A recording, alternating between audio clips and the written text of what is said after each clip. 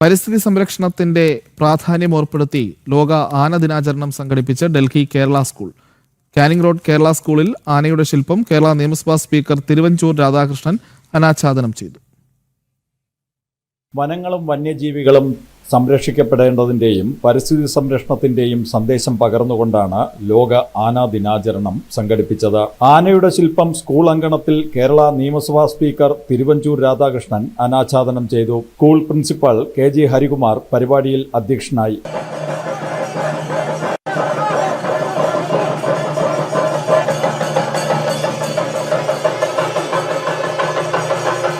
ശില്പി രമേഷ് KK 5 മാസത്തെ കഠിന പ്രയത്നം കൊണ്ടാണ് ഈ മനോഹര ശില്പം സാക്ഷാത്കരിച്ചത്. ശില്പിയെ ചടങ്ങിൽ പൊന്നാട അണിയിച്ചും ഫലകം നൽകിയും ആദരിച്ചു.